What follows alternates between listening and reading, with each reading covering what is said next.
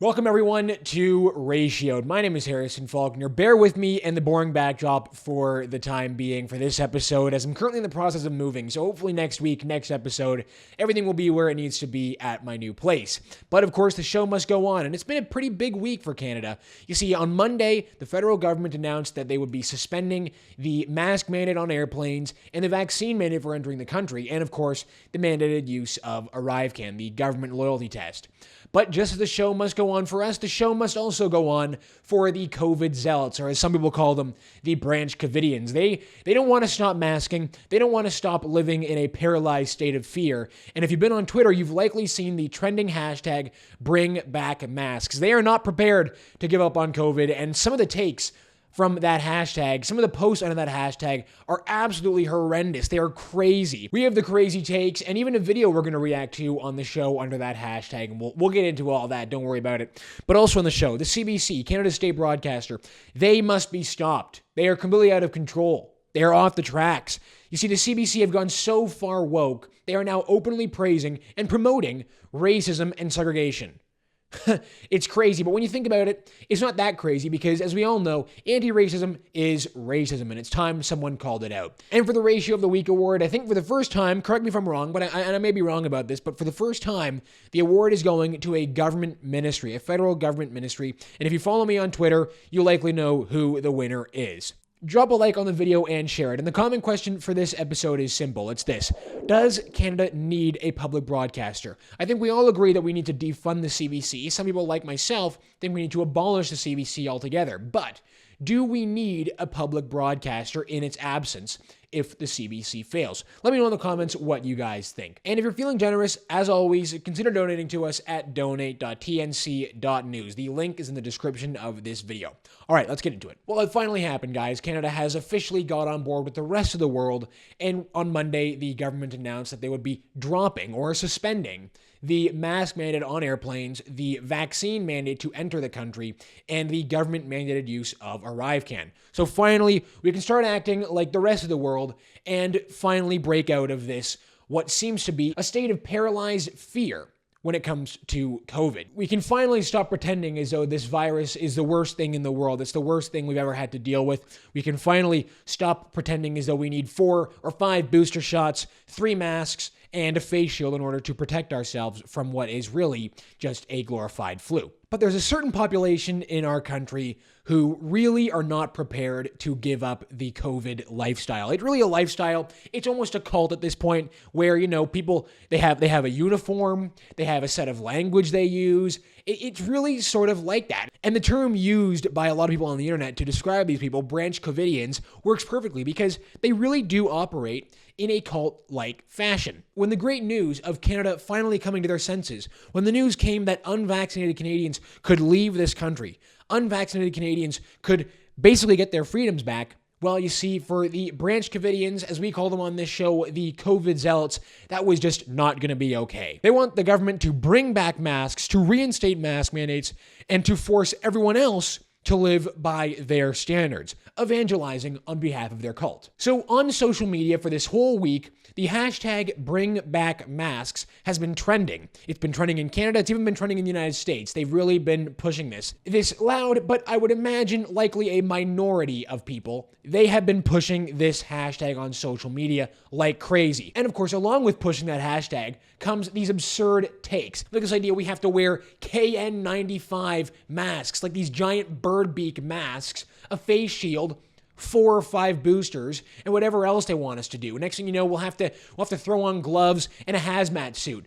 Don't be surprised, honestly, if there is some sort of gloves or suit that comes along and gets tacked on to the Branch Covidian uniform. I would not be surprised, because when you take a look at some of these takes, you'll see the masks they're wearing. They're not wearing regular masks, guys. They've even passed the bird beak mask. They're in like the graffiti mask territory. It's whack. It's totally insane. But let's go through some of these takes, because it really just shows us where these people are living and where they're coming from. And I have to say, when I read some of this, I do actually feel a bit bad for these people. I feel bad because I think they've been tricked. I think they've been duped by the medical industry or by the government to believe that this virus is going to kill them immediately. And they live in a paralyzed state of fear. I genuinely feel bad for these people because I don't think that they will really be able to fully drop this. I think they will always be afraid of COVID. And I think we have to have some compassion for these people. But of course, along with compassion also comes a bit of mockery. We can laugh at them too. So we're going to do that right now. So apparently the Bring Back Masks hashtag can be traced back to this woman here, Dalia Hassan, and she's part of the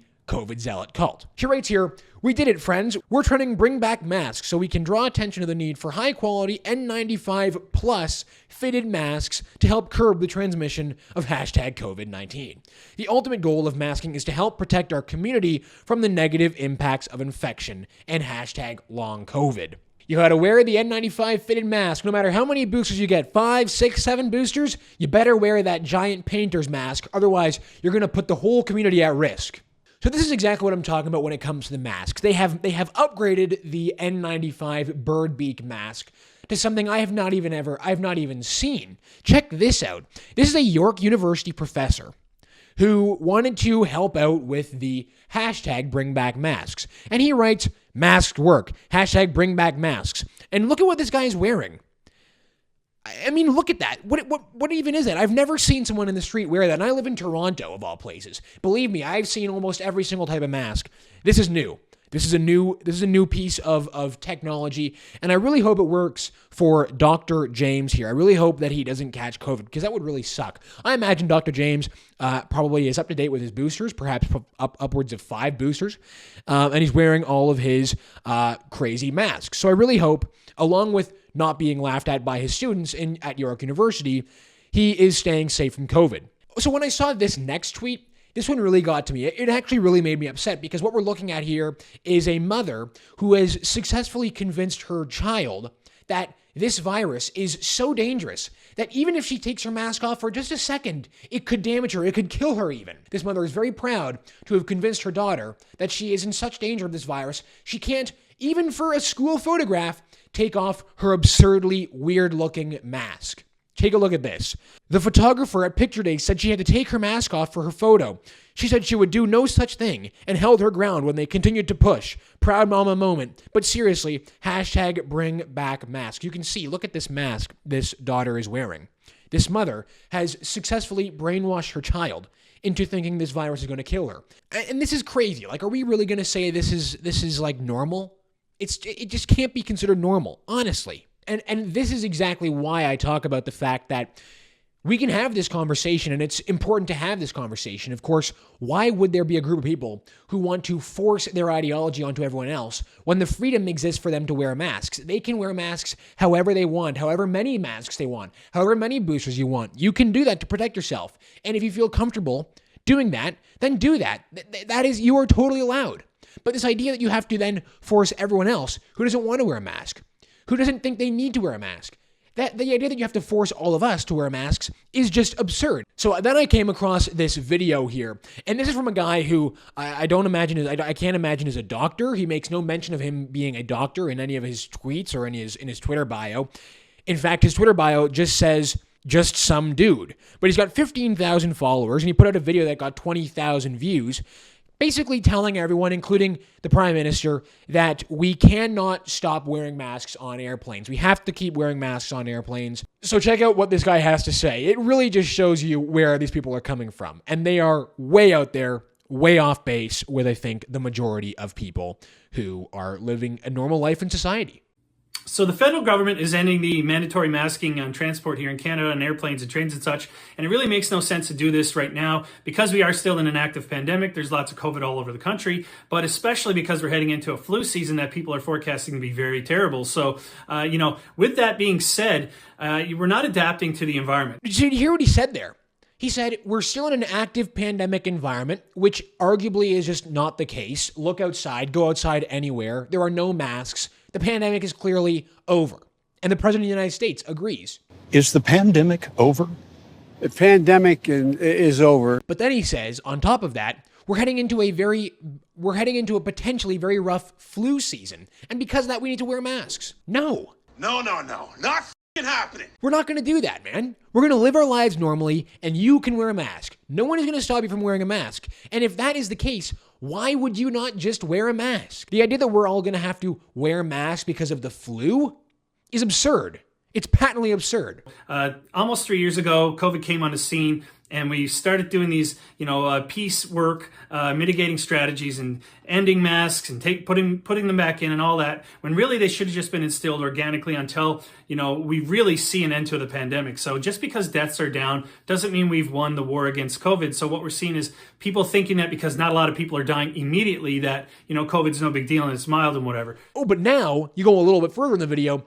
Well, we should at least just force masks on everyone until the end of the pandemic. So which is it? Which is it? Is it we have to wear masks because of the flu? Or is it the pandemic isn't over because you say it isn't over and because that we all have to wear masks? What we're doing right now, though, is we're leaving it wide open for COVID to just be, floating around all these essential environments like grocery stores, travel, pharmacies, things like that, when people should feel at the most safe when they go to these places because it is a common area. So you have a lot of immunocompromised people who have to go into these areas, and now they have to worry because there's no masking in any of those spaces. The mask logic, of course, just doesn't make any sense. Everyone has to be wearing a mask, and if one person isn't wearing a mask, then all the other masks don't work. So that would presume then that none of the masks work to begin with. I have to show you one last tweet in the Bring Back Masks hashtag, because to me this one was, besides the mother who was very proud of basically scaring her daughter into being paralyzed with fear, this one is really special.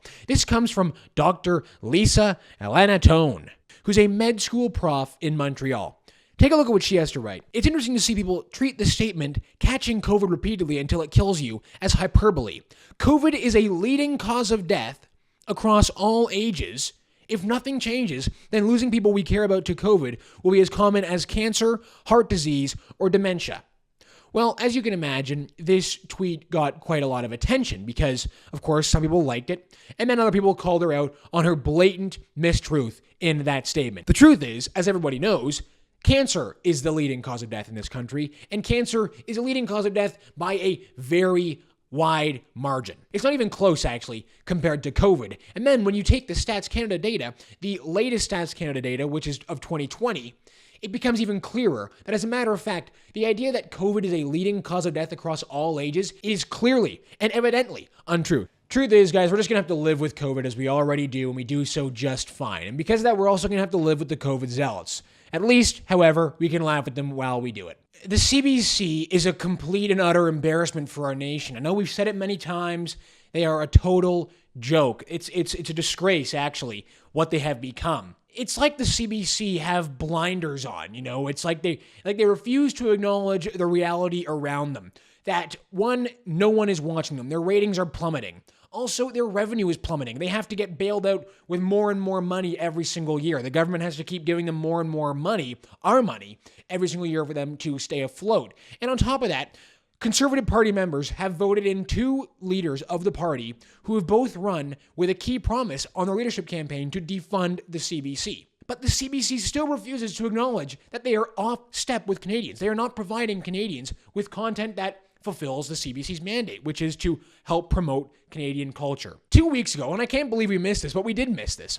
2 weeks ago, the CBC hosted on CBC Gem, they published a documentary called Deconstructing Karen. Let me just read to you how the CBC describes this documentary. In Deconstructing Karen, white women attend the wildest dinner party of their lives. The main course is a radically open and honest conversation on racism. While sipping wine and passing the bread basket, these women go on an eye-opening journey, discovering how they uphold white supremacy every single day. For some guests, there are epiphanies. For others, there is a resistance. But for all the women, something changes and they can never unknow the painful truths revealed over dinner. Wow, how powerful from the CBC. What you're about to watch was paid for by your hard-earned tax dollars. That's a very important factor. I always try and remind people, whether it's on Fake News Friday or it's on this show, anytime you see something absurd from the CBC, just remember, it was you who paid for it. What you watch in this show is basically some communistic struggle session straight out of Mao's Cultural Revolution, straight out of Mao's China. Basically what's going on here is you have a room full of white women pay for a black woman to tell them all how racist they are, to tell them, actually, you are the problem. You are the real problem here. You are actually very racist. You uphold white supremacy. I mean, look at how she describes what she does at these dinners. Raised to Dinner was founded by these two women, and they make a business off of telling other white women how racist they are. You hurt my feelings. The market we have identified is white women who call themselves liberal or progressive or Democrat to not only change themselves, but begin to change their children, their families, their co-workers, their friends. I know it sounds bizarre, but I used to be a white feminist. A white woman trapped in a brown body. And then I, woke up and I started doing anti-racism work. When I first started talking about racism, I think the thing that I was totally unprepared for was when, you just talk about white people. You say the words white people, and those white people want to come and kill you. For some reason, somewhere along the process at the CBC, they decided, actually, yes, this is a perfect thing for us to put the taxpayer dollars toward. This is a perfect thing for us to highlight for Canadians. We don't need to import American race politics into this country. In fact, that's the last thing I think we all want in this country. But if you're the CBC, that seems to be their priority. They want to inject this stuff straight into our culture and do so by pushing it through the form of documentary. So I want a show of hands of everyone at this table who is racist.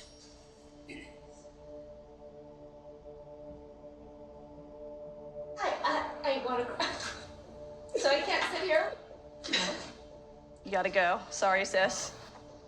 Okay, I'm gonna hold it in. Okay. No, I'm not saying he's insane. I'm saying I get it. insane. But what we're saying is, this is America. I want to ask also to stop acting shocked. So part of white feminism is acting so surprised when we tell you. But it is. Why are you telling us not to act the way that we act if it is surprising? Because to me, that is surprising. That upholds white supremacy. That makes me very angry because I don't look at that. I was born in 1950. You know what I expect of white women? Not a damn thing. Nothing. I expect nothing of you because you have never given me anything. But out of all your years in life, you've never trusted a white woman. Well, let me put it this way. The ones I have trusted have come back to disappoint me. Yeah. That's sad. Again, the CBC mandate, supposedly the reason as to why they get money from the taxpayer, is to promote Canadian culture. But this documentary is only intended to import American race politics. I would love it. I would love it, actually, if this episode of Ratioed was seen by someone who was a defender of the CBC. Someone who could watch this clip, watch this passionate eye documentary called Deconstructing Karen, and tell me why exactly the Canadian taxpayer, the hardworking Canadian taxpayer, who's had to put up with years of crap from this public broadcaster, why we should be funding this garbage. Why we should be funding this overtly racist garbage. Tell me. I would love to know why. All right, everyone, Ratio of the Week time. The winner this week is Canada's Ministry of Oceans and Fisheries. So what happened was on Sunday, as part of a series of communications made on Twitter, the Fisheries and Oceans Ministry made a series of communications to those living in the eye of the storm, in the path of Hurricane Fiona. And one of their communications, I think, really exemplified Canada's public service, the overbearing, overwhelming bureaucracy, and the fact that no matter what's going on, Canada's bureaucracy is always going to be there to annoy you, to stop you, and to get in your way. Here's what they write. While Fiona is bearing down and destroying homes on Canada's east coast, while this is happening, while people are literally watching their homes and their possessions get washed out to sea, this is what they wanted to remind all of those people who have just had their homes ripped out of the ground and are now basically homeless. As well, if you find lobsters washed up on the shore after the storm, remember, it is illegal to harvest them. Simply leave them there. In the middle of the storm, 10:30 a.m. on Sunday, while this thing is ripping people's homes apart, Fisheries and Oceans just wanted to remind you about the rules they place on your lives. No lobster for you, peasant. No lobster for you, fisherman. No, I know your job is to go and get the lobster for all of us, but none for you today. I wrote on Twitter, Canada's public service always being there for the people. Thank God we have Canada's public service always there to remind us about the rules they place in our lives. Now, of course, the mockery got so bad that Fisheries and Oceans deleted the tweet and apologized for their tweet. But before they deleted the tweet, we caught it at 56 likes and 254 quote tweets. We don't even know how many replies are there, but I can imagine if there were 254 quote tweets, there were easily well over 300 to 400 replies before Fisheries and Oceans deleted the tweet and had to apologize. So they did delete it. They wrote this: "We would like to apologize for the ill-timed tweet regarding Hurricane Fiona from earlier today. You can rest assured that safety and security of Canadians in the region is our priority." But you see there, though, they didn't make any comment about the fact that you could go eat the lobsters. You still can't eat the lobster. You see that fresh fish? None for you. Like I said, guys, what would we possibly do without our hardworking public servants who really care for the people? They're really looking out for us, guys. What would we possibly do without those hardworking, nameless, faceless, pen-pushing bureaucrats? All right, that's going to do it for us this week on the show. Thank you so much for tuning in. I'll catch you tomorrow on Fake News Friday with Andrew Lawton. My name is Harrison Faulkner, and this is Ratio.